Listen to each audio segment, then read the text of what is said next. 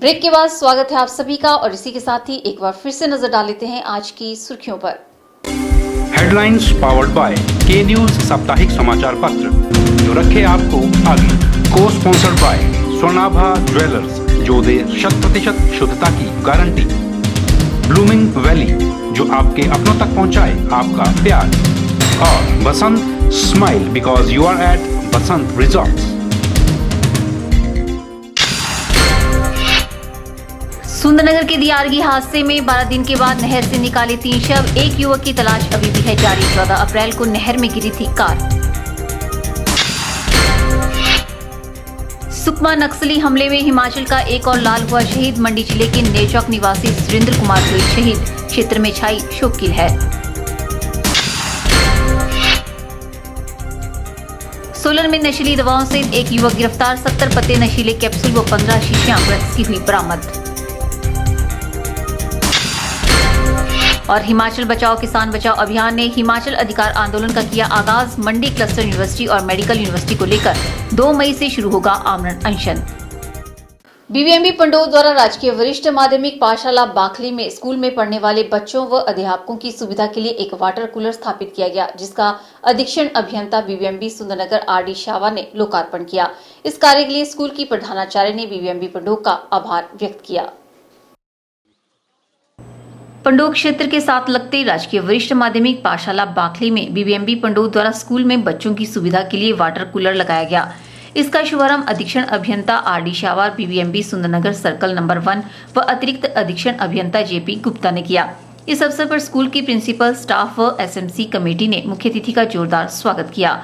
इस मौके पर मुख्य अतिथि ने बताया कि उन्होंने कुछ समय पूर्व बाखली में फ्री मेडिकल कैंप का आयोजन किया था, जिस दौरान लोगों ने यहां पर वाटर कूलर की मांग की थी, जिसको लेकर बीबीएमबी ने उन्हें कूलर लगाने का वायदा किया था। उन्होंने कहा कि आज बीबीएमबी ने इस लक्ष्य को पूरा कर लिया है। उन्होंने स्कूल स्टाफ, एसएमसी कमेटी व बच्चों को बधाई दी और कहा कि वे गर्मियों में ठंडे पानी का आनंद लें। आज बीबीएमबी की तरफ से government senior secondary school Bakhli को एक वादा किया गया था, जबकि यहाँ एक कैंप लगा था, फ्री मेडिकल कैंप लगा था कि हम वाटर कूलर बच्चों के सुविधा के लिए गर्मियों में पानी पीने के लिए प्रोवाइड करेंगे। तो उस लक्ष्य को आज पूरा किया गया। तो मैं सभी स्कूल टीचर्स को, प्रधान जी को और बच्चों को बधाई देता हूँ और इसका अपना पानी पिएं और आनंद उठाएं। और बीबीएमबी वैसे भी पूरे अपने एरिया में ऐसे भले कामों के लिए हमेशा ही आगे बढ़कर हिस्सा लेता रहा है। तो उसी श्रृंखला में ये काम हुआ है। तो और भी जितनी कोई हमारी हेल्प जैसे कोई होएगी तो हम करने। इस कार्य के लिए स्कूल की प्रधानाचार्य ने बीबीएमबी पंडोह का आभार व्यक्त किया।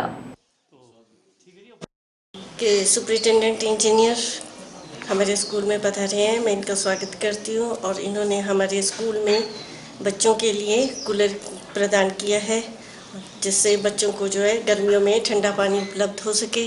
और मैं उम्मीद करती हूँ भविष्य में भी हमें विद्यालयों को इनका भरपूर सहयोग मिलता रहे। इस मौके पर एसडीओ हरीश शर्मा, माता बगलामुखी प्रधान तेज सिंह और कई अन्य गणमान्य लोग भी मौजूद रहे। के चैनल के लिए पंडोह से देशराज ठाकुर की रिपोर्ट। मंगलवार को आईटीआई मंडी में माइक्रो टर्नर ग्रुप द्वारा कैंपस इंटरव्यू का आयोजन किया गया। इस कैंपस इंटरव्यू में 20 युवाओं का चयन किया गया। ये जानकारी आईटीआई मंडी के प्लेसमेंट ऑफिसर दिनेश कुमार ने दी। मंगलवार को आईटीआई मंडी में माइक्रो टर्नर ग्रुप द्वारा कैंपस इंटरव्यू का आयोजन किया गया। आईटीआई मंडी के प्लेसमेंट ऑफिसर दिनेश कुमार ने बताया कि नामी कंपनी माइक्रो टर्नर ग्रुप द्वारा कैंपस इंटरव्यू का आयोजन किया गया है और कंपनी द्वारा टर्नर और मशीनिस्ट ट्रेड में प्रशिक्षित 20 युवाओं का चयन किया गया। उन्होंने कहा कि आईटीआई मंडी प्रशिक्षित युवाओं को रोजगार दिलाने में अहम भूमिका अदा कर रहा है। आज की इस इंटरव्यू में जो कैंप हुआ वो कंपनी के अधिकारी मिस्टर अश्वनी, जो कि यहाँ डिस्ट्रिक्ट मंडी से ही हैं, वो आज यहाँ इंटरव्यू के लिए आए थे और 20 लोग उन्होंने आज यहाँ से सिलेक्ट किए, जो कंपनी में रेगुलर बेस पे जॉब करेंगे। यह माइक्रो टर्नर्स कंपनी आज से पहले जो है हिमाचल में नहीं आती थी। यह साउथ इंडिया से या उड़ीसा से पूरे वर्ष से लेके जाती थी, लेकिन जब से यह अश्वनी जी वहाँ HR हेड बने हुए 2 साल से लगातार हिमाचल में ITI मंडी में आ रहे हैं और टर्नर के लोगों को रोजगार दे रहे हैं। ब्यूरो रिपोर्ट के चैनल। जिले के अग्रणी यूको बैंक द्वारा सोलन जिले की वर्ष 2017-18 की वार्षिक ऋण योजना को जारी किया गया, जिसका शुभारंभ कार्यकारी उपायुक्त व अतिरिक्त जिला दंडाधिकारी सोलन संदीप नेगी ने किया। संदीप नेगी ने इस अवसर पर कहा कि वर्ष 2017-18 में सोलन जिले में बैंकों के लिए कुल 2900 करोड़ रुपए के ऋण का लक्ष्य निर्धारित किया गया है। यह गत वर्ष की योजना से 20.83% अधिक है। उन्होंने कहा कि इस वित्त वर्ष में कृषि क्षेत्र में 784 करोड़ रुपए, लघु एवं सूक्ष्म उद्योग क्षेत्र में 980 करोड़ रुपए, अन्य प्राथमिकता प्राप्त क्षेत्र के लिए 686 करोड़ रुपए तथा अप्राथमिकता प्राप्त क्षेत्रों के लिए 450 करोड़ रुपए का लक्ष्य निर्धारित किया गया है। वहीं यूको बैंक के जिला प्रबंधक JP नेगी ने बताया कि ऋण योजना को भारतीय रिजर्व बैंक के निर्देशानुसार नाबार्ड द्वारा तैयार की गई संभावना आधारित योजना को आधार मानकर तैयार किया गया है। उन्होंने बताया कि लक्ष्य आवंटन में प्रधानमंत्री जनधन योजना में शामिल योजनाओं का ध्यान रखा गया है ताकि किसान एवं गरीब लोग इनसे लाभान्वित हो सके। आज हमने अपना जो वार्षिक क्रेडिट प्लान है उसको लॉन्च किया है और इसका लक्ष्य जो साल का होता है विभिन्न बैंकों को हमने टारगेट दिया है वो कुल जो है 2900 करोड़ का है और जिसमें से 30% के लगभग 784 करोड़ रुपए सिर्फ कृषि के लिए आवंटन किया गया है और ये पिछले वर्ष से 83% ज्यादा है। बाकी क्षेत्र में हमने अच्छा हमारा अचीवमेंट रहा है, सिर्फ कृषि क्षेत्र में ही हम थोड़े से कम रहे हैं। इसको हम इस बारी कृषि क्षेत्र को इस बारी हमने पूरे प्रोपोर्शनेट उससे एरिया वाइज बांटा है और हम काफी होपफुल हैं कि इस बारी हम कृषि क्षेत्र को भी पूरा लक्ष्य प्राप्त करेंगे। उन्होंने कहा कि वर्तमान में सोलन जिले में विभिन्न बैंकों की 252 शाखाएं तथा 285 स्वचालित गणक मशीनें कार्यरत हैं। ब्यूरो रिपोर्ट के चैनल सोलन। इस बार हिमालय ग्लेशियर तेजी से पिघलने लगे हैं। कुदरती तौर पर आसमान से गिरी मिट्टी ने मध्यवर्ती हिमालय से निकलने वाली नदियों में बाढ़ की स्थिति पैदा कर दी है। हिमालय पट्टी में इस बार अप्रैल के महीने में ही बर्फ व ग्लेशियर तेजी से पिघलने लगे हैं, जिससे पिन और स्पीति नदियों सहित समस्त बर्फीले नाले उफान पर आ गए हैं। संभावना जताई गई है कि ये नदियां आने वाले समय में सतलुज के जलस्तर को और अधिक बढ़ा देगी। किन्नौर जिला के खाब नामक स्थान पर सतलुज में समाने वाली स्पीति व इसकी सहायक नदियों के जलस्तर में एकाएक बढ़ोतरी दर्ज की गई है। खतरे को देखते हुए प्रशासनिक स्तर पर तौद घाटी में स्थिति का जायजा लिया गया। बताया गया कि मध्यवर्ती हिमालय पर स्थिति स्पीति के तौद घाटी पर बर्फ में आसमान से गिरी काली मिट्टी की 4 इंच परत बर्फ और ग्लेशियरों को अप्रत्याशित तौर पर पिघला रही है, जिससे हर तरफ पानी ही पानी हो गया है। बर्फ व ग्लेशियरों को पिघलाती हुई नदियों में समा रही यह मिट्टी जनजीवन के लिए भी खतरनाक बताई गई है। जाहिर है कि जैसे जैसे तापमान बढ़ेगा, बर्फीली नदियों का उफान सतलुज के जलस्तर को और अधिक बढ़ाएगा। ब्यूरो रिपोर्ट के चैनल। यहाँ रुकते हैं एक और ब्रेक के लिए। ब्रेक के बाद भी खबरों का सिलसिला यूं ही जारी रहेगा। आप देखते रहिए के चैनल।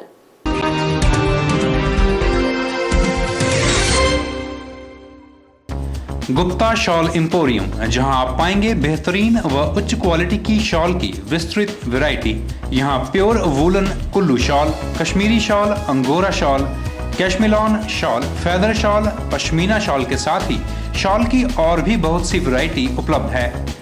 तो देर न कीजिए और आज ही पहुंचे गुप्ता शॉल एम्पोरियम, सब्जी मंडी के साथ नेर चौक, डिस्ट्रिक्ट मंडी।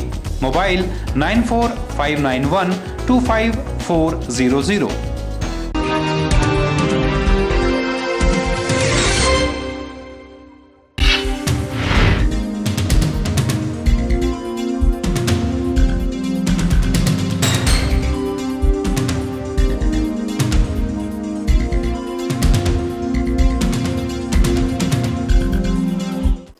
हिमाचल पथ परिवहन निगम 50 नई इलेक्ट्रिक बसें खरीदने की तैयारी में है। इलेक्ट्रिक बसें चलाने वाला हिमाचल देश का पहला राज्य बनने जा रहा है। हाल ही में 26 इलेक्ट्रिकल बसें खरीदने के ऑर्डर दिए गए हैं। हिमाचल के लोग अब इलेक्ट्रिकल बसों में सफर का आनंद उठा सकेंगे। जल्द ही इन बसों को सड़कों पर उतारने की तैयारी की जा रही है। पर्यटन नगरी मनाली में हुए सफल ट्रायल के बाद अब राजधानी में इलेक्ट्रिक बस का ट्रायल किया गया है। बस को सफलतापूर्वक शिमला से परवाणु तक चलाया गया है। एक बार बैटरी चार्ज करने के बाद ये बस करीब 200 किलोमीटर तक चल सकती है। इस बस की बैटरी चार्ज करने के लिए 4 से 5 घंटे का समय लगता है। इन बसों की कीमत करीब 1.5 करोड़ रुपए है, जो कि राज्य में किसी भी बस की कीमत में सबसे ज्यादा है। परिवहन मंत्री जीएस पाली ने कहा कि रोहतांग के लिए जुलाई महीने से इलेक्ट्रिकल बसें चलाई जाएंगी। जानकारी के मुताबिक परिवहन निगम में 50 बड़ी बसें और 75 छोटी बसें खरीदी जानी है। पहले चरण में प्रदेश में 25 इलेक्ट्रिकल बसें खरीदी जा रही हैं। 26 सीटर इन बसों के चलने से जहां पर इस पर खर्च होने वाले ईंधन की बचत होगी, वहीं पर पर्यावरण संरक्षण के लिए बसें वरदान साबित होंगी। इलेक्ट्रिक बसों को चलाने वाला हिमाचल उत्तर भारत में पहला राज्य होगा। इन बसों को पर्यावरण की दृष्टि से सुरक्षित घोषित किया गया है। पर्यटकों को मनाली से रोहतांग के बीच इसी साल के पर्यटन सीजन में इलेक्ट्रिक बसें शुरू करने की उम्मीद थी। इसका ट्रायल भी सफल रहा। अब जुलाई में इलेक्ट्रिकल बसों की आवाजाही शुरू होगी। ऐसे में पर्यटन सीजन ढलान पर होगा। इसके चलते कुछ एक सैलानियों को ही इस सुविधा का लाभ मिल पाएगा। ब्यूरो रिपोर्ट, के चैनल। बाल मजदूरी रोकने के लिए सरकारें करोड़ों रुपए खर्च कर लोगों को जागरूक करने में लगी है। वहीं समाज के शिक्षित वर्ग घरेलू कार्यों के लिए गरीब परिवार के नाबालिग बच्चों को बाहरी राज्यों से लाकर सारे नियम कानून को दरकिनार कर रहे हैं। सोलन में एक व्यवसायी के घर पर काम के लिए लाई गई नाबालिग बच्ची को चाइल्ड हेल्पलाइन और श्रम विभाग ने संयुक्त रूप से नाबालिग नेपाली मूल की बच्ची को मुक्त करवाया। मिली जानकारी के अनुसार किसी अज्ञात व्यक्ति द्वारा चाइल्ड हेल्पलाइन को इस बच्ची के बारे में जानकारी दी गई थी, जिस पर कार्य करते हुए उन्होंने श्रम विभाग को साथ लेकर छापा मारा। मौके से बरामद बच्ची ने कहा कि वे 2 साल से घर में काम कर रही है और 3000 रुपए प्रति माह दिए जाते हैं। इससे पुष्टि होती है कि बच्ची को बाल मजदूरी के काम पे लगाया गया था। श्रम विभाग के अधिकारी ललित ठाकुर ने बताया कि उन्होंने मौके का जायजा लिया और वहां घरेलू काम के लिए लाई गई नाबालिग का बयान लिया जाएगा और दोषियों के खिलाफ कानूनी कार्रवाई की जाएगी। उसके बाद बच्ची को उसके अभिभावकों को सौंप दिया जाएगा।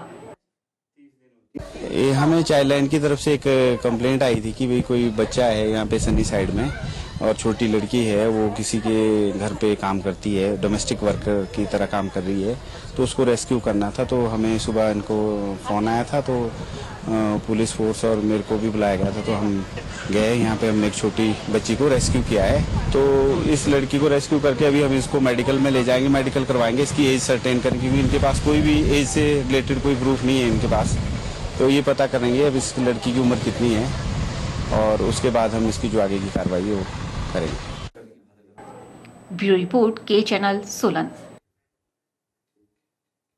हिमाचल बचाओ किसान बचाओ अभियान संयोजक दिशा शर्मा ने हिमाचल अधिकार आंदोलन का आगाज करते हुए मंडी क्लस्टर यूनिवर्सिटी और मेडिकल यूनिवर्सिटी को लेकर 2 मई से आमरण अनशन करने का निर्णय लिया है और इसी विषय को लेकर हिमाचल बचाओ किसान बचाओ अभियान की बैठक का आयोजन भी किया गया। हिमाचल बचाओ किसान बचाओ अभियान के संयोजक देशराज शर्मा ने कहा कि मंडी क्लस्टर यूनिवर्सिटी और मेडिकल यूनिवर्सिटी को लेकर 2 मई से आमरण अनशन किया जाएगा। उन्होंने कहा कि बजट सत्र 1 सप्ताह पूर्व समाप्त हो गया, लेकिन स्वयं के वेतन बढ़ाने और बजट का 67% वेतन पर खर्च करने वाले राज्य के मंडी जिला के विधायकों और मंत्रियों ने महज 5 करोड़ को आर्थिक बोझ का हवाला देकर मंजूरी न देने का मंडी क्लस्टर यूनिवर्सिटी और मेडिकल यूनिवर्सिटी का मामला विधानसभा में उठाया तक नहीं। जिस तरह से मंडी क्लस्टर यूनिवर्सिटी और नेचौक मेडिकल यूनिवर्सिटी को लेकर के सरकार ने आर्थिक बोझ बता करके मंजूरी ना देने का जो काम किया है, उसको लेकर आज हम लोग यहाँ किसान बचाओ अभियान की महत्वपूर्ण बैठक में ये निर्णय लिया गया है कि 2 मई से हम मंडी के ऐतिहासिक शेरी चांदनी में आमरण अनशन करेंगे जब तक कि सरकार इस क्लस्टर यूनिवर्सिटी मेडिकल यूनिवर्सिटी के लिए मंजूरी ना दे देती और योजना जारी नहीं कर देती है। हमारा कहना है कि सरकार आज प्राइवेट स्कूलों और यूनिवर्सिटियों को बढ़ावा देने के लिए 800 से ज़्यादा स्कूल बंद करके शराब के ठेके खोलने का काम कर रही है, जिसके हम खिलाफ हैं और शिक्षा के साथ ये जो खिलवाड़ है इसको बिल्कुल बर्दाश्त नहीं किया जाएगा। और अभी जो बजट सत्र था उसमें मंडी के विधायकों और मंत्रियों ने ये क्लस्टर यूनिवर्सिटी और मंडी मेडिकल यूनिवर्सिटी का जो मसला था वो बिल्कुल नहीं उठाया, जबकि आर्थिक बोझ की अगर बात करें तो विधायकों और मंत्रियों ने बेतहाशा अपने वेतन भत्ते और पेंशनें बढ़ा ली और उसके अलावा 67% जो बजट का है वो सरकार में वेतन पर खर्चा हो जाता है, वेतन भत्ते पर खर्चा हो जाता है। तो कहाँ आर्थिक बोझ की बात आती है। तो इसको लेकर के जो हिमाचल प्रदेश भर के छात्रों और अभिभावकों के लिए जो मंडी कॉलेज में, सुंदरनगर, बादशाह और द्रंग कॉलेज में जो कैंपस खुलने थे यूनिवर्सिटी के, अंतर्राष्ट्रीय स्तर पर मंडी की पहुंच होनी थी और यहाँ के छात्रों को इसका फ़ायदा मिलना था। उसको लेकर के 2 मई से जो हमारा आमरण अनशन मंडी में शुरू होने जा रहा है, उसमें हम छात्रों का, अभिभावकों का, मंडी जिला के लोगों का और पूरे हिमाचल प्रदेश के लोगों का आह्वान करते हैं कि वो इस मुहिम को सफल बनाएं। ब्यूरो रिपोर्ट के चैनल। जल्द काम करने और अधिक मुनाफा बचाने के चक्कर में ठेकेदार लोगों की जिंदगी से खिलवाड़ करने से बाज नहीं आते हैं। सोलन के वार्ड नंबर 15 में नाले के ऊपर छत डालने के अगले ही दिन ध्वस्त हो गया, जबकि उसके ऊपर से केवल लोग पैदल ही गुजरते हैं क्योंकि वाहन लायक रास्ता नहीं है। इससे साफ है कि इसमें इस्तेमाल की गई निर्माण सामग्री घटिया है और आवश्यकता अनुसार प्रयोग नहीं की गई है। स्थानीय लोगों ने बताया कि एक ही दिन में नाले के ऊपर डाले गए छत के टूटने से ठेकेदार की कार्यप्रणाली पर प्रश्न चिन्ह लग रहे हैं। उनका कहना है कि नगर परिषद को इस मामले में कड़ा संज्ञान लेना चाहिए और ठेकेदार के विरुद्ध कार्रवाई करनी चाहिए। नहीं, बस कमियां यही है जी, ये थोड़ा सा बैठ गया इधर से, मैं ये समझता हूँ। और ये कमियां यही है कि पूरा जैसा हो जाना चाहिए। नाला भी जो है, नाली की जो बाउंड्री है वो भी तकरीबन पूरी कवर नहीं हुई, लेकिन एसडीओ साहब ने एश्योरेंस दी है कि ये जो है जल्द ही कवर करेंगे। ये सरिये निकले हुए जी साइड में ना, बच्चे रात को गिर सकते हैं, बुजुर्ग गिर सकते हैं, और ठेकेदार की जो है प्रॉपर चेकिंग हो। मैं ये चाहता हूँ कि कमेटी के जो ऑथराइज्ड ऑफिसर्स हैं वो गाहे बगाहे ओकेजनली उनको देखें और कंस्ट्रक्शन वर्क के दौरान भी उनको इंस्पेक्शन करें कि ठेकेदार उसमें मसाला ठीक मिला रहा है, उसका जो सरिया है वो ठीक लगा रहा है, काम ठीक हो रहा है। तो ये जो है नगर परिषद के अधिकारियों का काम है। हमारे घर के आगे के ऊपर लेंटर डाला था, वो पूरी तरह से खराब हो चुका है, कल ही डाला है। उसके ऊपर बजरी उबड़ खबड़ हो गई है। ये बिल्कुल बच्चे के लिए बिल्कुल खराब हुआ है। ये देखिए आप सामने, ये बाहर को आर पर सरिये रखे गए हैं। इसमें गिरने का भी बच्चों के लिए खतरा है, अपने लिए भी, बड़ों के लिए भी खतरा है। मैं चाहती हूँ कि इसको आप अच्छे से रिपेयर किया करें। वहीं वार्ड नंबर 15 की पार्षद का कहना है कि ठेकेदार की लापरवाही के कारण हुए नुकसान की भरपाई उसी ठेकेदार द्वारा भरी जाएगी। उन्होंने कहा कि नगर परिषद के एसडीओ ने मौके का जायजा लिया है और उनकी रिपोर्ट के आधार पर कार्रवाई की जाएगी। लोगों के कहने पे हमने ये नाला कवर करवाया है कल, तो ये पता नहीं क्या हुआ इस नाले में, ठेकेदार की गलती से हुआ कि क्या हुआ, पर ये इसमें नीचे ये बैठ गया है। पता नहीं पानी का स्लोप सुबह ज्यादा था तो उसकी वजह से बैठ गया है। तो ये अभी एसडीओ आए थे यहाँ पे, तो वो अभी इसको साइट को चेक करके गए हैं और हाँ जी, उन्होंने सारा ये चेक किया है और अभी वो बोल रहे हैं कि इसमें कोई कोताही नहीं बरती जाएगी और ये ठीक किया जाएगा।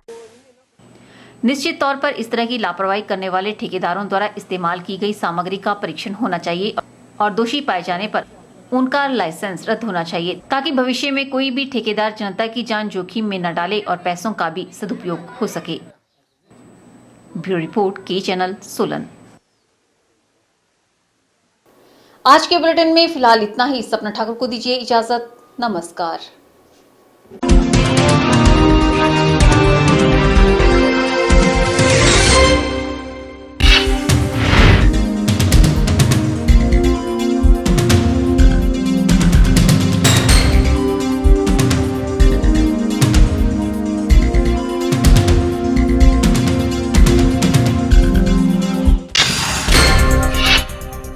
सुंदरनगर के दियारगी हादसे में 12 दिन के बाद नहर से निकाले 3 शव। एक युवक की तलाश अभी भी है जारी। 14 अप्रैल को नहर में गिरी थी कार। सुकमा नक्सली हमले में हिमाचल का एक और लाल हुआ शहीद। मंडी जिले के नेचौक निवासी सुरेंद्र कुमार हुए शहीद। क्षेत्र में छाई शोक की लहर। सोलन में नशीली दवाओं से एक युवक गिरफ्तार। 70 पत्ते नशीले कैप्सूल व 15 शीशियां ड्रग्स की हुई बरामद। और हिमाचल बचाओ किसान बचाओ अभियान ने हिमाचल अधिकार आंदोलन का किया आगाज। मंडी क्लस्टर यूनिवर्सिटी और मेडिकल यूनिवर्सिटी को लेकर 2 मई से शुरू होगा आमरण अनशन।